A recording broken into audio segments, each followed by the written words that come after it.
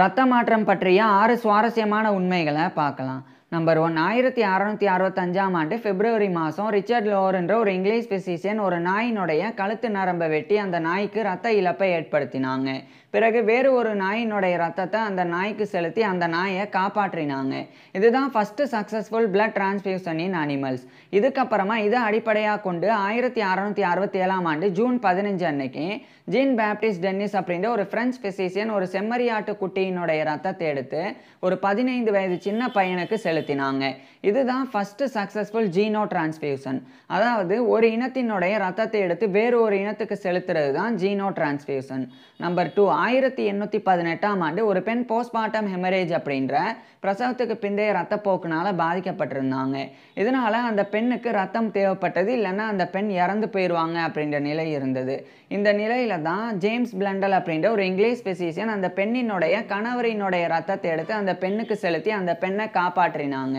இதுதான் first successful human to human blood transfusion in medical history. இதில் ஆச்சரியம் என்னன்னா 1901ஆம் ஆண்டு தான் காரல் லேண்ட்ஸ்டைனர் அப்படின்ற ஒரு Austrian American biologist ABO blood group சிஸ்டமை கண்டறிஞ்சாங்க. பிறகு 1902ஆம் ஆண்டு காரல் லேண்ட்ஸ்டைனருடைய ஸ்டூடெண்ட்ஸான ஆல்ஃப்ரெட் வேன் டீகெஸ்டெல்லோவும் ஆட்ரியானோ ஸ்டெர்லி இவங்க 2 பேரும் ஏபி பிளட் குரூப்பை கண்டறிஞ்சாங்க. பிறகு அங்கிருந்து 35 ஆண்டுகளுக்கு பிறகு 1937ஆம் ஆண்டு தான் காரல் லேண்ட்ஸ்டைனரும் அலெக்சாண்டர் சாலமன் வீனர் என்ற ஒரு அமெரிக்கன் பயாலஜிஸ்ட்டும் இந்த பிளட் குரூப்பில் பாசிட்டிவ் நெகட்டிவ் அப்படின்ற RH ஃபேக்டரையை கண்டறிஞ்சாங்க. ஆனால் இதுக்கு முன்னாடியே பல ஆண்டுகளுக்கு முன்பு 1818ஆம் ஆண்டு first successful human to human blood டிரான்ஸ்ஃபியூஷனை ஜேம்ஸ் பிளண்டல் பண்ணியிருந்தாங்க. Number 3, ABO blood group system ஆனது ஆரம்பத்தில் ஏபிசி அப்படின்னு தான் அழைக்கப்பட்டது. அதாவது ஒரு வகையான ஆன்டிஜன் ரெட் பிளட் செல்ஸ்ல இருந்து அது ஏ பிளட் குரூப், இன்னொரு வகையான ஆன்டிஜன் ரெட் பிளட் செல்ஸ்ல இருந்து அது பி பிளட் குரூப், ஒன்றுமே இல்லை அப்படின்னா அது சி அப்படின்னு இருந்தது. பிறகு இந்த ஒன்றுமே இல்லை வித்தவுட் அப்படின்றதுக்கு ஓனா அப்படின்னு ஜெர்மன் லாங்குவேஜில் அர்த்தம்.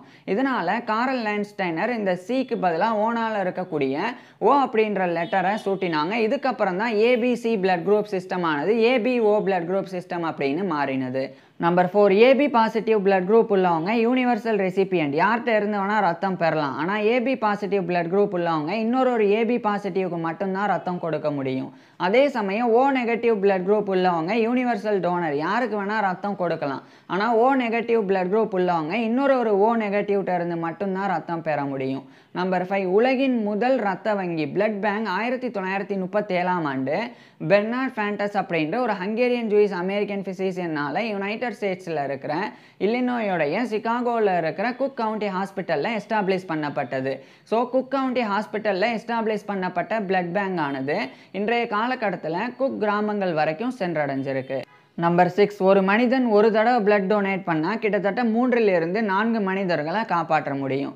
ஏன்னா இன்றைய காலகட்டத்தில் இந்த ரத்தமானது நிறைய காம்பனன்ஸாக பிரிக்கப்படுது. Red blood cells, plasma, platelets, cryoprecipitate அப்படின்னு. இதில் எது யாருக்கு தேவைப்படுதோ அவங்களுக்கு அது வழங்கப்பட்டு காப்பாற்றப்படுவாங்க. உதாரணத்துக்கு அனிமியா மாதிரியான பிரச்சனையினால் பாதிக்கப்பட்டவங்களுக்கு ரெட் பிளட் செல்ஸ் தேவைப்படும். அதேமாதிரி லிவர் டிசீஸ்னால் பாதிக்கப்பட்டவங்களுக்கு பிளாஸ்மா தேவைப்படும். இது மாதிரி யாருக்கு என்னென்ன தேவையோ அது ரத்தத்திலிருந்து பிரித்து வழங்கப்படும். இதனால ஒரு மனிதன் ஒரு தடவை பிளட் டொனேட் பண்ணாலே கிட்டத்தட்ட 3லிருந்து 4 மனிதர்களை காப்பாற்ற முடியும்.